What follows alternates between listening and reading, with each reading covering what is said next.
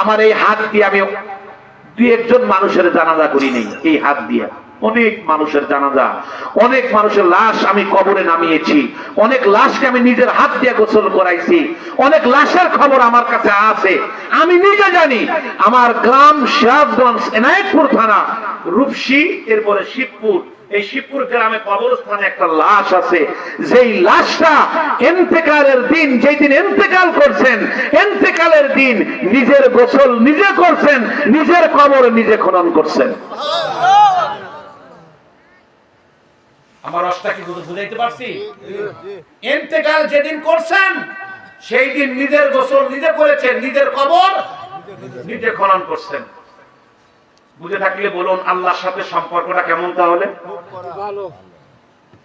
হুজুর কি বলে তা কেমন সম্ভব? যেই দিন ইন্তেকাল করবে ফজরের সময় বিবিকে বলছেন, বিবি আমার গোসলের পানি তুলে দাও, আমি গোসল করব, বাড়িটা পরিষ্কার করো, নতুন বিছানা চাদর পরো, আমার বাড়িতে মেহমান আসবে। বিবি ধারণা করছে মেহমান আসতেই পারে, বিবি তো আর বোঝে নাই কোন মেহমান আসবে। বাস গোসল হয়ে গেল, সব কাপড় চোপড় পরিষ্কার, বিছানাপত্র পরিষ্কার। সকাল 10টা বাজে, মেহমান আসে না। ডাকতে বলতেছেন কি ব্যাপার, মেহমান কই আসে না তো? তুমি তো বাজার ঘাটে যাবা না, কিছু কিনবা না, মেহমানকে কি দিব, খাবে না? উনি চোখের পানি ছেড়ে দিয়ে বলতেছেন, বিবি এমন একজন মেহমান আসবে যে মেহমান কারো বাড়িতে গেলে কিছু খায় না। বলুন তো মেহমানের নাম কি? আজরাইল।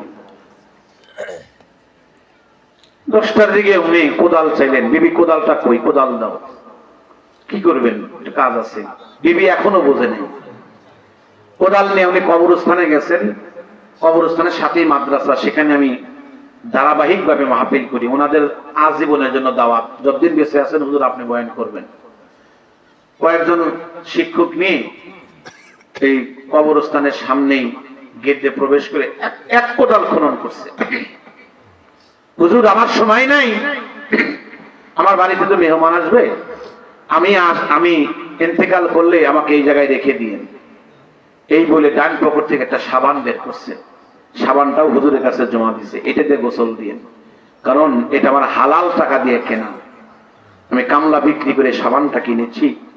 আমি চাচ্ছি যে জীবনের শেষ গোসলটা আমার মালিকের দরবারে আমি হালাল সাবান দিয়ে করে যাব।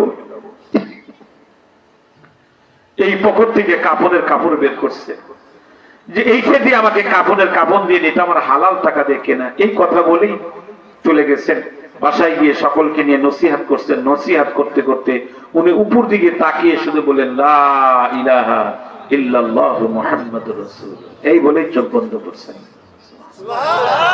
কি বুঝলেন?